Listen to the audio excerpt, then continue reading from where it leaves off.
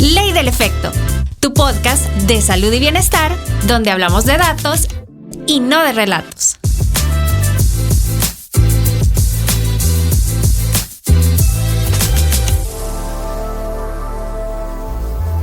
Bienvenidos a la segunda parte de nuestro episodio Platicando con Alex.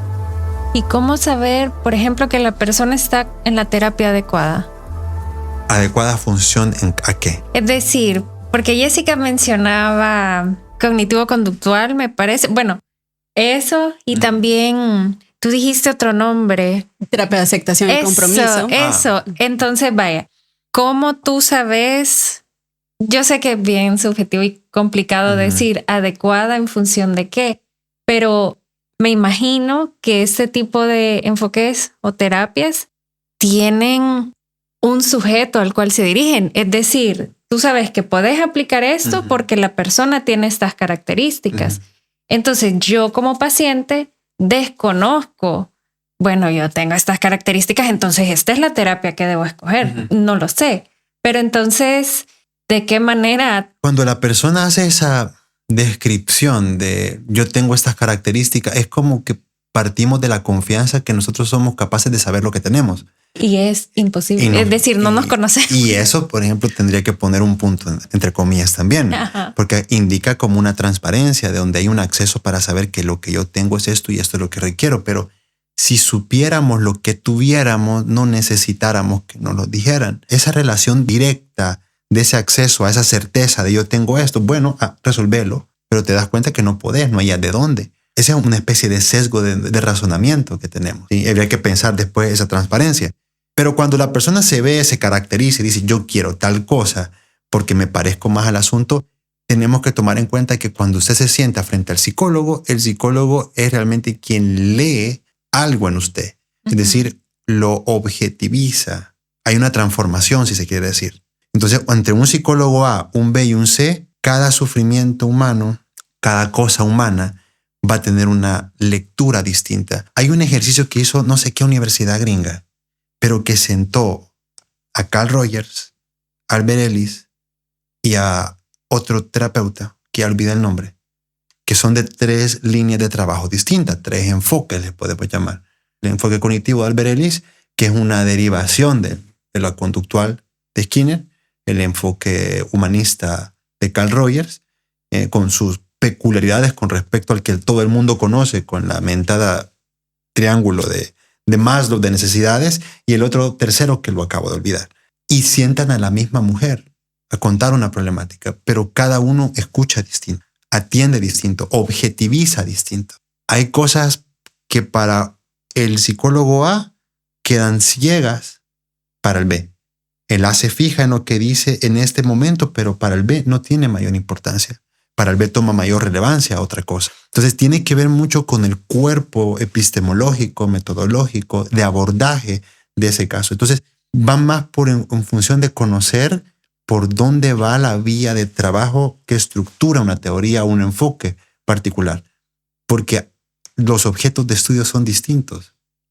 Pero ahí me pongo a pensar y es complicado en el sentido de que podemos estar frente a un psicólogo ético, por ejemplo, que como tú has mencionado, poniéndolo así, te ve como el objeto de estudio. Entonces dice, bueno, con el enfoque que yo tengo, creo que no puedo abordar estas necesidades que tiene esa persona, lo voy a poner en esas palabras. Entonces lo derivo con alguien más, pero luego tú mencionabas que este psicólogo, por el enfoque que tiene, va a dejar de ver algunas otras cosas. Entonces esta persona queda como, bueno. Y sabes, Sandra, creo que me gusta la postura porque justo creo que con Alex podemos tener el sesgo profesional de entendemos con mayor claridad esta forma de los enfoques, pero los usuarios y esta parte colectiva, pues no, ellos no saben qué son enfoques en psicología, o sea, no hay. Y por eso en la historia viene y esta parte donde es necesario, justamente porque la psicología tiene uno de sus grandes problemas, porque tiene muchísimos, es que hay distintos enfoques. Quiere decir que tenemos uno que dice que el problema de Sandra, vamos a ponerlo así, se explicaría porque tiene unos pensamientos distorsionados. Y esos pensamientos distorsionados, Alex, alteran la conducta y su comportamiento. Entonces hay que intervenir las cogniciones, los pensamientos, para que entonces al modificarlo se modifique la problemática. Pues vendría, y ahí Alex sería el mejor para decirlo, el psicoanálisis. ¿Y cómo lo explicaría, Alex? Vamos a hacer una pequeña variación, irrupción en este momento. El psicoanálisis no lo metería dentro de esta discusión porque el psicoanálisis no es psicología. Gracias, Alex. Ajá. Gracias, por favor. Sin tener escuchen que esa parte, por favor. No, pero... Y me gusta. Entonces, que lo digas. Entonces, no entraría. Ya lo voy a defender en otra parte. Yo sabía, pero ahorita no, Alex. Ahorita no es el momento. Mantengamos esto que quede aquí. Claro. Entonces, por ejemplo, te daría una explicación distinta. Pero esto es que este problema lleva justamente a que se vea una necesidad investigar los enfoques psicológicos. Y en ese caso, entonces viene un grupo de profesionales y empieza a hacer lo que sería evaluaciones de casos, investigaciones, con una metodología científica para filtrar. Y aquí tendríamos que entrar cuál es el objeto de estudio de la psicología, el comportamiento. Pero el comportamiento para alguien puede ser la palabra que Alex decía, lo psíquico. Es que un conductista diría, ¿qué es lo psíquico? Y lo cuestionaría por este término psíquico. Es ver hacia adentro algo que pareciera que está ahí, pero ¿qué está ahí adentro? Pero entonces, para concluir, viene una serie y se establecen estatutos y se dice, ok, necesitamos filtrar. ¿Por qué tantas formas de ver un problema cuando podemos buscar la forma de todo esto que hay? ¿Qué es lo que, entre comillas, tiene mayor funcionamiento y ha tratado mejor esto? Y empieza una serie de investigaciones. Entonces, ¿qué es lo que quiero decir con esto? Que la palabra sería tan amplio todo y tantos enfoques que se vuelve necesario un filtro, unos criterios. Y esos criterios obviamente hacen que el embudo ya tengas algo un poco más consolidado. Y ahí es donde empiezan las famosas terapias clasificadas, terapias de 3 tipos, las que tienen alto respaldo científico, dudoso, mediano, y las que todavía no podemos decir que no funcionan, pero es que no sabemos. Entonces, ¿cuál es aquí el debate? Que te preguntas, si tengo este grupo de terapias que se han investigado, que hay un método y te dicen que tienen estos resultados en estas poblaciones con estas demandas en malestares de la vida, y este grupo dudoso, pero hay que seguir investigando, y este otro no se sabe nada.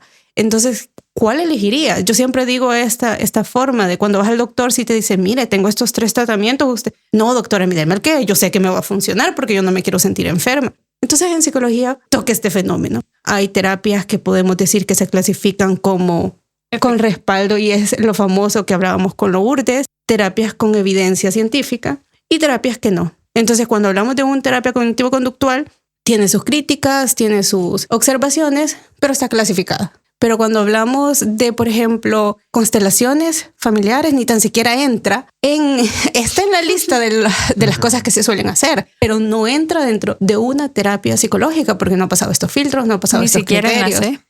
Sí, ninguna. Y aquí es donde a mí me gusta mucho, y no sé, Alex, el análisis funcional de la conducta, que vendría a ser esta línea que te dice por qué la psicología es científica. Y la psicología en sí misma y dentro de lo clínico, su objetivo no es, ¿cómo te diría? Mejor dicho, su objetivo es poder explicarte a ti, Sandra, por qué te pasa lo que te pasa. Porque para eso que te pasa hay una explicación. Y eso es realmente al final lo que lucha una psicología científica, que te pueda dar una explicación y una respuesta a ti individualizada en tu contexto, en tu entorno, y que eso puede ser modificable. Y ahí es donde empieza otro fenómeno en la psicología, donde ya se empieza a hablar de lo que sí, lo que no, las terapias de tercera generación. El psicoanálisis no entra, pero le debemos mucho a Freud. Yo tengo que reconocerlo porque Freud hizo que la terapia fuera un producto. Así que gracias, Freud. Pero eso es lo más. No, pero tiene mucha importancia, pero es entender. Yo por eso, cuando hablábamos con Alex y lo hemos discutido, quizás algunas personas piensen que nuestras discusiones, Alex, son realmente como unos debates acalorados. Sí. Pero es porque, como lo dije al inicio, discutimos nuestras ideas, hay algo que yo nunca olvido, y fue mi asesor en algún momento que me dijo, Si tú estás atendiendo un paciente, cliente, consultante y hay una recuperación espontánea, tu deber o tu ética es entender por qué se dio esa recuperación espontánea, entender los principios psicológicos que llevaron a eso. No es explicarle al consultante y decirle, mire, usted tuvo un tratamiento con el psicoanálisis y yo sé que eso no funciona. ¿A qué me refiero con esto? Tiene que haber un pragmatismo clínico y eso es lo que a veces no entendemos. No sos vos el responsable de decirle a las personas por qué tuvieron esa recuperación y mucho menos a debatirlo. Para eso estamos nosotros, los profesionales, los académicos. Pero sí tenés que entender por qué sucedió. Tú como profesional tenés que entender por qué está pasando ese cambio, cómo tiene esa explicación ese cambio, porque se supondría que sos el experto en que existen todos los enfoques, pero si vas a ser clínico, tenés que tener la capacidad de saber qué explica cada enfoque y en base a eso también ir buscando, y por eso creo que el trabajo del psicólogo es sumamente complejo y admiro a los que son clínicos, terapeutas, porque implica que puedas conocer, puedas entender, pero a la hora de intervenir tenés que también tener y conocer el pragmatismo clínico, que diría, yo sé por qué pasa esto o cómo se explica esta problemática, pero también sé por qué se soluciona, sé cómo se soluciona o sé qué es lo que lo mantiene. Y esto es lo polémico al final, que hay tanto que los psicólogos a veces creería yo, y no sé, Alex, hasta me da decepción aquí, creo que mi voz lo denota, estamos perdidos porque no logramos estas diferencias. Me gustó, y fuera de broma, que lo dijeras, el psicoanálisis no es psicología, pero es que muchas veces tampoco podemos entender qué es. ¿Sabes? Como estamos dentro de todo esto y todo lo hacemos parte del mismo bloque, del mismo guacal. O sea, sí. todo entre aquí, todo entre. Pero hay diferencias. Al final creo que ese es uno de los grandes retos que tenemos como profesión, unificar y partir de entender, pero no de todo lo que hay. Podemos decir que todo sería aplicable a la hora de intervenir y por eso con Alex se lo he discutido muchísimo y no me vas a dejar mentir. Y lo vamos a seguir discutiendo, definitivamente. Yo sé. Solo que a medida que pasa el tiempo voy desistiendo, pero no todo funciona. Y si sabemos que hay algo que funciona y que puede mejorar la calidad de vida de las personas, es a lo que deberíamos de apostarle, entendiendo lo que es el pragmatismo clínico, pero entendiendo que hay algo que funciona.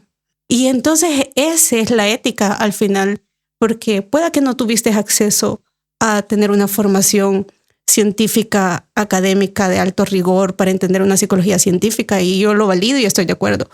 Pero cuando ya te toca sostener el sufrimiento, porque eso es lo difícil del terapeuta, es un trabajo sumamente desgastante y ya creo que lo dijimos también en otro episodio, Sandra.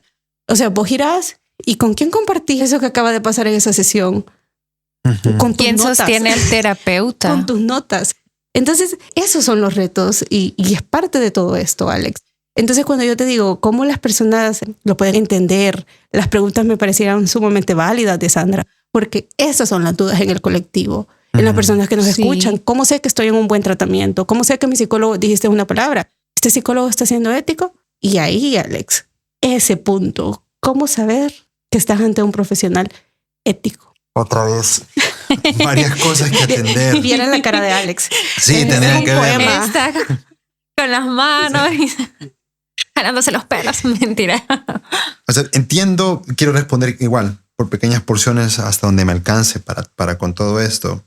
Sí, perdón que te lanzamos tanto, pero es que sí surge. Y parece que va a ser episodio de 2 horas porque... Pero sí, o sea, sí entiendo la necesidad como de plantear o discutir el tema de cómo una práctica psicológica puede estar asociada o vinculada con el discurso de la ciencia. Sí, y la necesidad sobre esta discusión como tal. Yo te decía antes de que entráramos acá, prefiero más el tema de la discusión entre ideología y ciencia más que el de pseudociencia con... Ajá, que yo te mencioné esa palabra, ¿verdad? Con ciencia, porque al hablar de ideología estamos hablando que si una psicología, como Jessica lo decía, es capaz de poder responder a aquellos pormenores, aquellos detalles, aquellas cosas que restan de una operación particular. Pero yo haría una distinción sobre, incluso habiendo recorrido varias en la formación clínica de diferentes cosas, haría una distinción sobre la idea del soporte científico que se le otorga a ciertas teorías. Y la distinción vendría de mi parte por lo siguiente. Porque si queremos pensar a la psicología dentro del terreno de la ciencia, habría que dar 1 o 2 pasos más allá de lo que considero un sesgo en el campo de lo experimental y lo estadístico. No es que esté en contra de las estadísticas y los criterios que se hacen alrededor de estos elementos instrumentales para determinar la eficacia de una teoría. De hecho, son como pormenores, son métricas. O sea, se mide como la eficacia a partir de la población de cierto tipo de localización de malestar, ver cuánto tiempo dura la efectividad. La última que leí era que las terapias cognitivos conductuales en cuestión de temporalidad, el efecto que tienen sobre esa adecuación imaginaria del funcionamiento son como las más eficaces. Y uno fácilmente le podría preguntar, ¿usted estudió tal cosa de cognitivo conductual? Sí, muéstreme algo que certifique. Bueno, aquí está. Ok, ya más o menos tengo algo con que orientarme. Pero también hay que hablar de la tasa de reincidencia de lo sintomático. Porque así como disminuye algo, años después viene una recaída y se vuelve a repetir tal asunto. Y una condición que antes parecía superada, retorna otra vez. La pregunta es si la psicología responde por estos retornos. Retorno de algo que se le parece a lo anterior. Entonces yo no lo doy como por cerrado, no establezco también el criterio de vamos a distinguirlo por lo que aparece en lo estadístico. Sí entiendo entregarle validez a una terapia y que hay terapias que obtienen mayores validez científica, pero hay que pensar primero qué es lo que entienden por ciencia ellas. ¿Qué es lo que se entiende por ciencia? Cuando uno establece un criterio de cómo entender la ciencia y te vas más allá de lo experimental, de lo instrumental, te das cuenta que te topas con un gran problema, porque la imagen que tenemos del científico, ¿cuál es? Pues el que tiene los instrumentos, tiene mediciones y todo lo que nos ha ofrecido el imaginario, ¿verdad? Tubos, probetas, ganchos, qué sé yo. Sí, es cabezones, pelones y toda la cosa. Y tiene una cuestión cultural, incluso eso. Pero el discurso de la ciencia, en la medida que entendemos cómo se va constituyendo, yo lo ilustraría con lo que nos ofrece la historia con Copérnico. ¿Sí? Copérnico instala un corte en la forma del razonamiento de la ciencia o el razonamiento antes de él. ¿Cuál fue el gran problema de Copérnico en su época? La herejía de Copérnico. Fue porque quitó a Dios como el centro de las cosas, ya no es la Tierra donde giran todas las cosas, y aquella gran crisis de los planetas que orbitaban y la blasfemia. El elemento de Copérnico es bien curioso porque establece el movimiento de las órbitas planetarias sin necesidad de tener evidencia experimental o física de ello. No había forma de poder determinar el movimiento circular o la órbita que hacía un planeta en particular porque no habían instrumentos para eso. Entonces, ¿cómo se puede evidenciar que en efecto así era? Bueno, y de ahí aparece Kepler y le entrega otra condición al movimiento copernicano.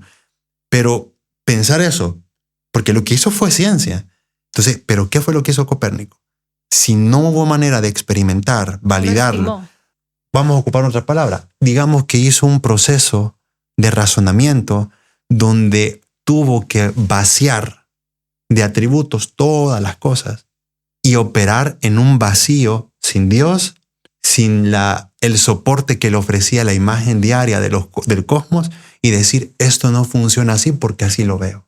Funciona de otra manera a partir de un proceso matemático. La matemática le quita el lugar a cualquier cuestión divina. Y esa fue la blasfemia de Copérnico, que habló lo que Dios había dado por sentado que era así. ¿Y dónde está la evidencia? Ahí no hay evidencia física, no hay evidencia material, no hay forma de medir eso. Se comprueba años después. El mismo procedimiento hace Einstein también para tocar la relatividad. No podía comprobar él. La famosa EMC2, como lo hemos leído, no había forma de comprobarlo con evidencia. La evidencia llega posterior al razonamiento. Particularmente, ese es el discurso de la ciencia que me suscribo. Aquello que se puede vaciar de las atribuciones de lo que ofrece lo sensible, lo físico, la imagen, lo estadístico, lo experimental y donde se introduce el tema matemático, la lógica y el razonamiento sobre ese asunto. Cuando pones esa condición para poder pensar las psicologías, hay psicologías, y mencionabas a constelaciones familiares, que evidentemente hay una carencia enorme para poder rendir cuentas de la serie de cosas que no se responden por la necesidad de hacer un armatoste, ¿verdad? De que funcione de esta manera, acomode lugar y que, bueno, lo lanzamos y que se vaya. Pero no responde por ciertas cosas. Por muchas. Y eso es lo grave para mí. Sí, y de ahí vas tomando otra serie de enfoques psicológicos, de teorías psicológicas, y por eso creo que es más importante pensar cuál es el apartado epistémico que funda esta determinada ciencia. Por ejemplo, entre humanistas y los pleitos que hay entre ellos, tenés el humanismo de Maslow y tenés el humanismo de Carl Rogers, y tenés una gran ruptura entre los modos epistémicos de cada uno. Uno está más basado en la idea de dar por sentado que hay algo incluso hasta divino que jala al ser humano al desarrollo, pero ¿cómo vas a sostener lo divino?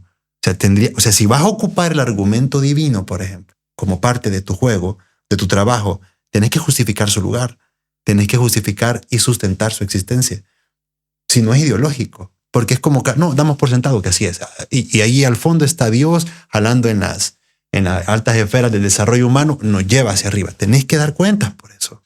Si en algún momento el conductismo ha logrado alcanzar también la teoría, la psicología evolutiva, donde Piaget es como un precursor, lograron alcanzar como los niveles y los estatutos del discurso científico como tal, es precisamente porque intentan rendir cuentas de todo el aparato de trabajos que tienen sobre incluso las cosas de las que no pueden hablar. No es que todas alcancen como el estatuto específico del discurso de la ciencia, ese es el trabajo, alcanzarlo a diario. Y es lo que ustedes mencionan, que en este caso la psicología ha ido avanzando, evolucionando, como todo lo que se va estudiando, se van descubriendo nuevas cosas, nuevas maneras, creo yo, de hacer, porque con el doctor Mena lo conversábamos, la concepción que se tenía acerca de algunas problemáticas en la historia, y tú lo dijiste también, de que cada época tiene una enfermedad o algo. Entonces esto va cambiando, pues. Y aquí creo que quizás podríamos poner algunos puntos que nos ayuden de si es eficaz o adecuado o no, porque si nos vamos en lo genérico, uno diría, o sea, cada terapia va a decir, bueno, aquí lo eficaz se está dando, pero usted no lo está reconociendo, es culpa suya, págueme, y bueno, usted está fallando. Cosa que pasa. O mire, doctor, ya pasaron 3 sesiones y yo no estoy viendo mayor cambio. Entonces, ¿cómo podríamos determinar quizás si hay... Bueno, también establecer las expectativas del tratamiento. Sí, yo creo que el terapeuta tendría que decirle, bueno, orientarlo, ¿no? Como la idea es llevarlos a adecuarlo a ese funcionamiento, sería en función de si se acerca o no, si era limitante. Pero en cuánto tiempo también, porque si está esperando, no sé. También el tiempo, la cuestión de la efectividad en el sentido de inmediatez. Pero mira qué curiosas palabras. Inmediatez implica algo que responde a un sistema de nuestra cultura. No podemos perder mucho tiempo en esta cuestión. Tenemos que retornar nuevamente a labores. Los descansos hacen algo. ¿Qué decían hace un momento? Lo psicológico no implica lo político, implica la readecuación otra vez a lo funcional. Entonces, eso es un tema importante para otro espacio.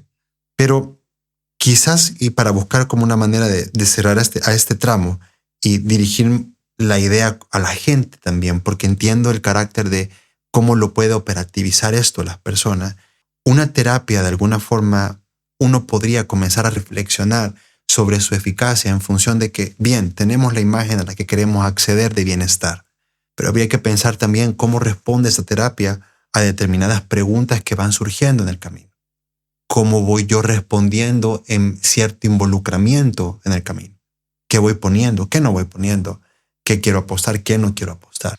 Entonces, cuando hacemos esta especie de inmersión dentro de la terapia como tal, nos ponemos ahí y vemos incluso que el malestar, en lugar no tanto de remitir o desaparecer, pero puede tomar nuevas facetas de crítico, por así llamarlo, de algo crónico, posiblemente nos estemos topando con algo que no nos sintamos del todo bien. Sí, aunque podrían decir algunos terapeutas, bueno, meternos acá donde duele es que ahí va mejor. Donde escuece, ahí es. Pero entonces tiene que justificarme, si acaso se buscara algo, por qué tengo que sufrir esto para tal asunto. Exacto. Si es necesario realmente. Quizás la que que lo sostiene para... La que yo prefiero saliéndome del... Porque eso es netamente como lo que en lo psicológico uno aprende. Yo preferiría una más todavía amplia, y es pensar si algo de la terapia se comienza a convertir en siniestro. Porque lo siniestro es como lo contrario a lo familiar. Uno puede pasarla mal, ¿no? Y sentir dolor y sentir malestar, pero podés estar en un lugar que te dé alojamiento. Es decir, que pueden darte un lugar para estar. La terapia ofrece o no una apertura, un lugar. Me aloja. Y cuando digo me aloja, es un lugar al que puedo recurrir y permite que algo se asiente y encuentre lugar a pesar de que la paso mal ahí adentro. Muy pocas terapias ofrecen eso. Porque es una especie de contradicción. ¿Cómo pasarla mal donde me siento alojado? Sí, son cuestiones bien cualitativas y detalles, pero es una manera de explicarlo. Porque lo siniestro es cuando ahí donde es familiar y te alojan, algo comienza a parecer extraño. La gente lo percibe. El psicólogo me ve raro. El psicólogo comienza a escribirme cosas como vamos por un café. El psicólogo... Alerta. Ajá, el psicólogo comienza a preguntarme mucho sobre el tema sexual cuando le he dicho puntualmente que no quiero abordar ese tema. Y empieza a molestarme sobre este asunto. Entonces, pasa, Sandra. Y es penoso hablar así de nuestra casa, pero ¿qué pasa? Cuando pasa eso, ¿cómo lo percibimos o cómo se intuye o cómo se lee? Siniestro, porque algo dejó de ser familiar, ya no aloja. Veo que el psicólogo está insistiendo demasiado en que tome decisiones cuando ya puntualmente le dije que no. El psicólogo me está diciendo X asunto cuando yo le acabo de decir hace unos 10 minutos que no puedo hacer eso y que no quiero hacerlo. Ahí se vuelve siniestro, se vuelve incómodo. ¿Sí? Distinto es sentir alojado aunque aquello duela. Son dos cosas bien distintas. Porque no sentí un terreno de sospecha, de malestar, de algo que no es familiar que comience a incomodar.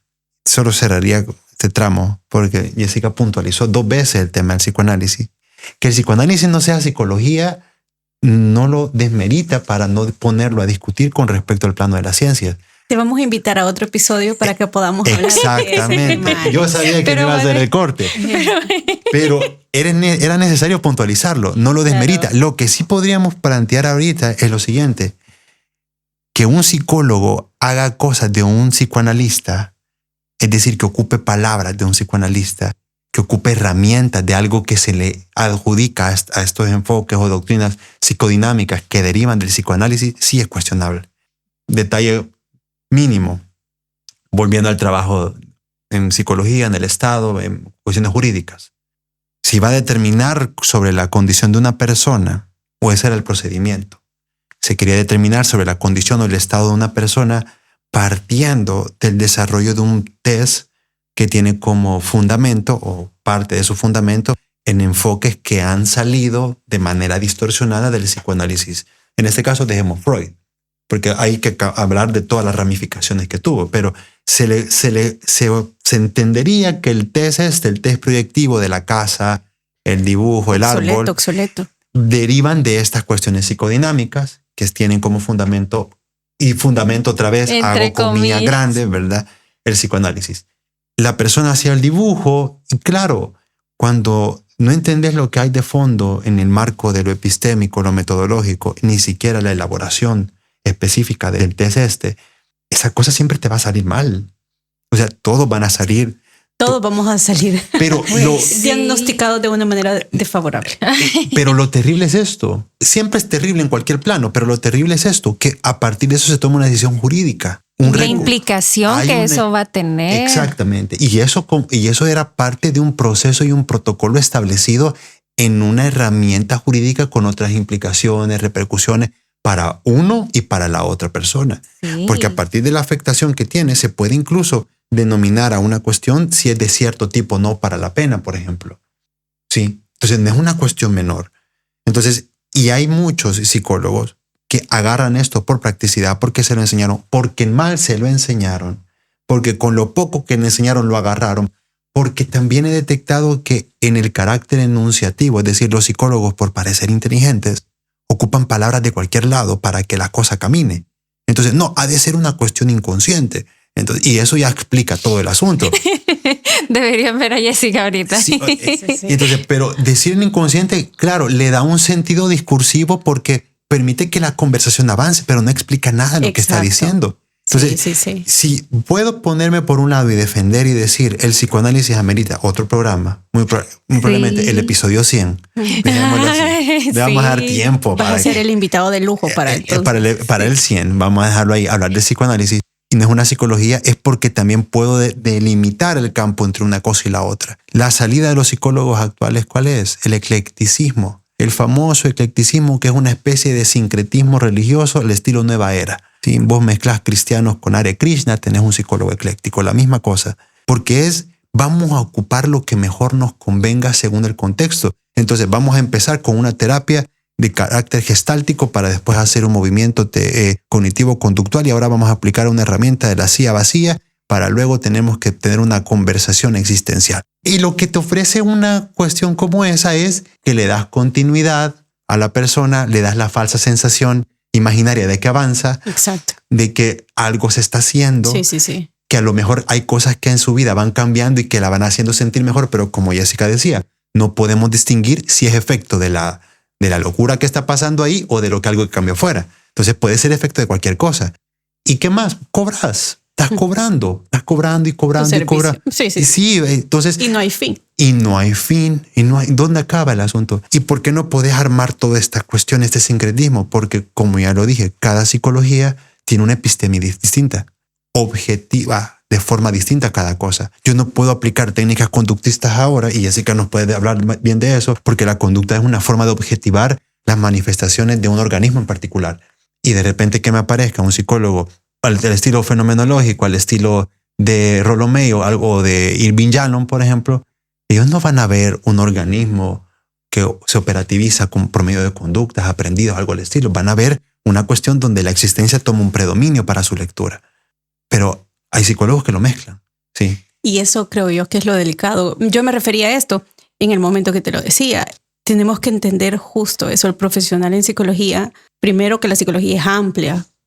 Creo que se van a ir dando cuenta porque no es tan fácil solo decir este punto, sino que son un conjunto de cosas interactuando. Pero muchísimas veces cuando te dedicas a hacer clínica no tenés esta claridad. Y como no tenés la claridad, estás perdido. Eso de estar como en una habitación a oscuras y estás topándote con un sinfín de cosas y no sabes qué es. Lo que a mí me parece y lo que buscamos es que como usuarios de psicoterapia o de salud mental, las personas puedan entender a dónde y con quién van al momento de hacer psicoterapia. Y creo que eso es al final el punto más importante de esto, porque en la medida las personas logran tener una información y decir, ok, estoy entendiendo, Alex, que la psicología es tan amplia, hay distintos enfoques, distintas terapias, unas con mayor respaldo que otras, pero que vos logras entender eso, ya te pone en una situación distinta a simplemente el desconocimiento de eso. Y cuando vos vas a terapia, ya podés tratar de decir, bueno, aquí parece que las cosas...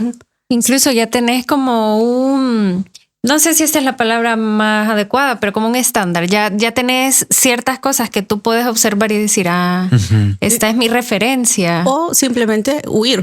Correcto. Porque ese es un derecho. Vos tenés derecho a ir a una terapia y darte cuenta que no es lo que estás buscando y consultar a otro profesional, que es tu derecho. Pero ya tenés una idea un poco más clara de las características que debe de cumplir el profesional. Ya sea en nuestro país hablamos de eso, que el que se encarga del proceso de psicoterapia sería alguien que tenga un enfoque, una preparación en una psicología clínica. No soy licenciado en psicología y puse mi clínica, como dijo Alex, me gradué y 2 años después o 1 año después puse mi clínica. Bueno, desde antes. Hay gente que empieza desde antes. No me digas eso. Entonces pidan por favor el número de la junta, pidan por favor el hecho de que esté visible, que sí es un profesional acreditado. Eso eleva las probabilidades, a lo mejor no garantiza, lamentablemente, pero sí eleva probabilidades de estar en un lugar un poco más entre comillas seguro, ¿no? Porque Alex, al final, ¿cuáles son esos desafíos? Yo creo que hay muchos, pero ¿cuáles son estos desafíos que enfrenta y que podríamos decir que tenemos los profesionales en la clínica, el terapeuta, esta figura? ¿Cuáles serían estos desafíos? Y una más, las personas que van donde el terapeuta.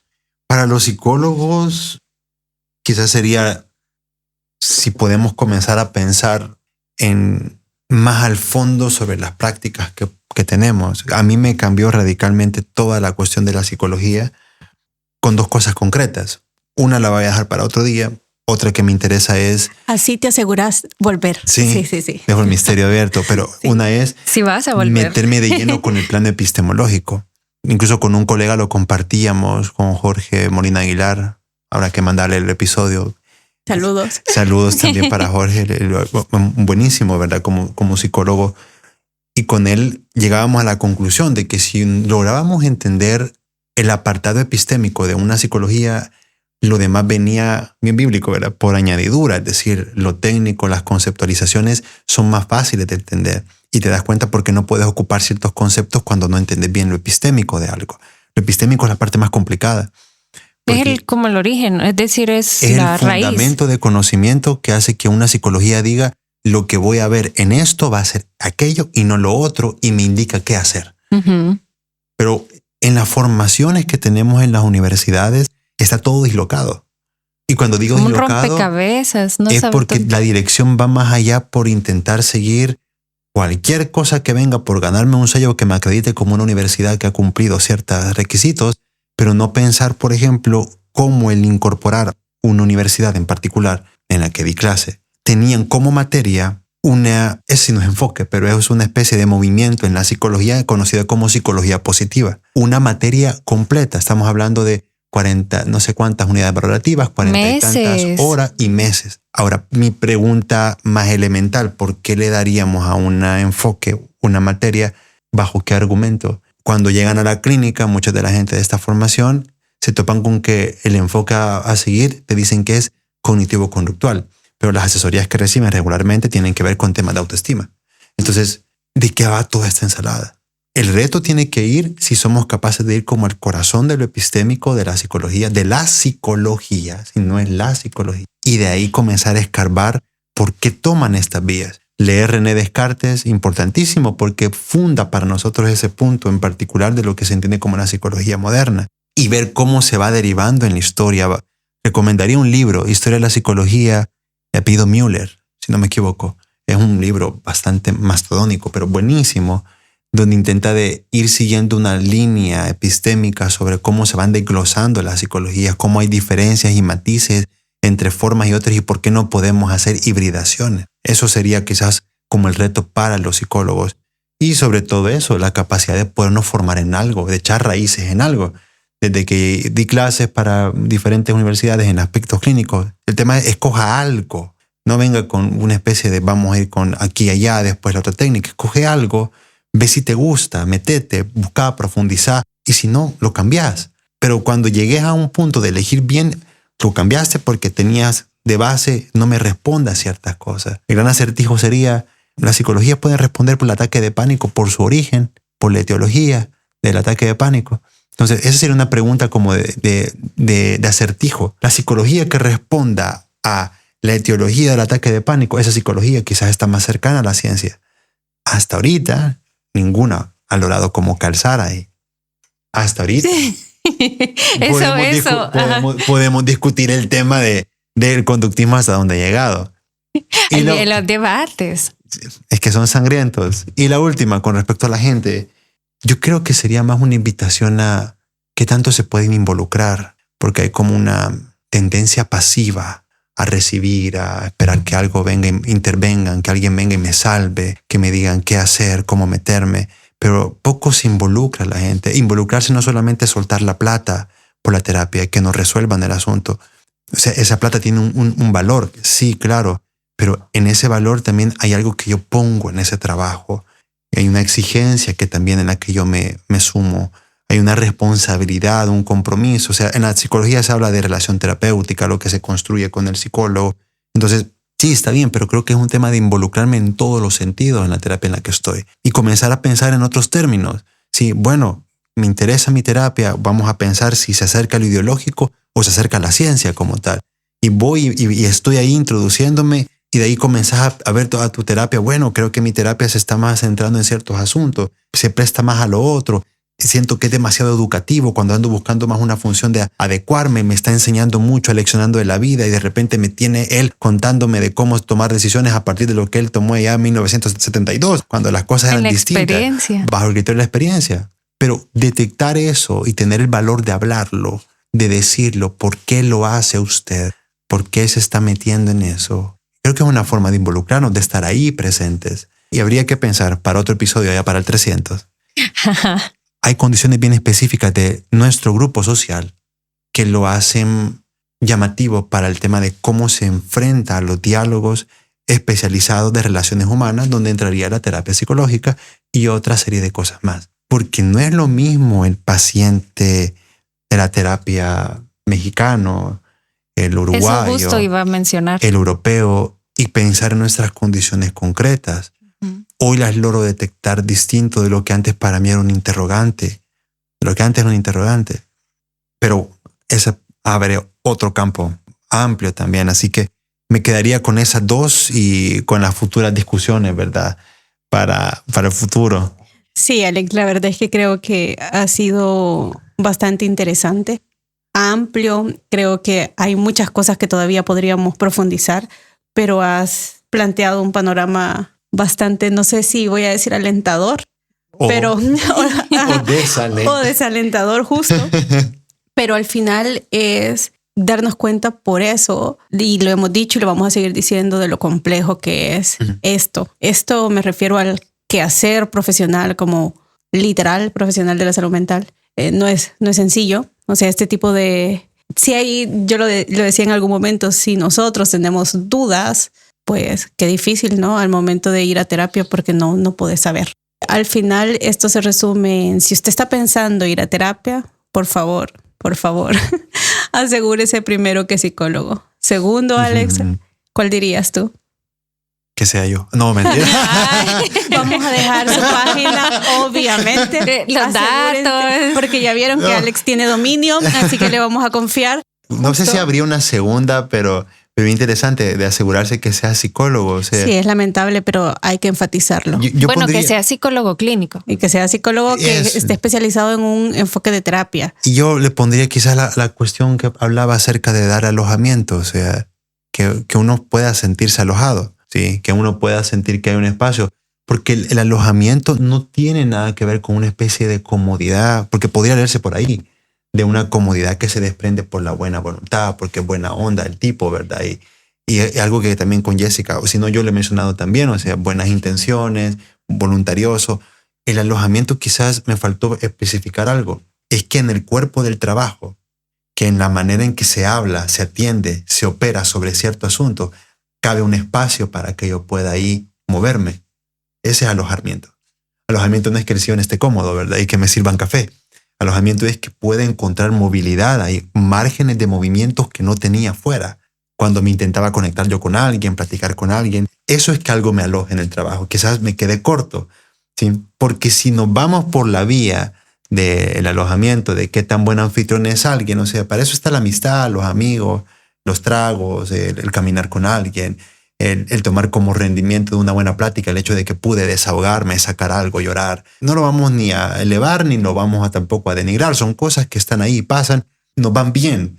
Pero cuando hablamos de un trabajo, estamos hablando de que una serie de operaciones en particular me tienen que dar cabida a esto que traigo, que pesa, que es precario, que me duele, que no lo entiendo, que a veces creo que sí lo puedo manejar, pero regularmente se me escapa de las manos y que se repite y se repite.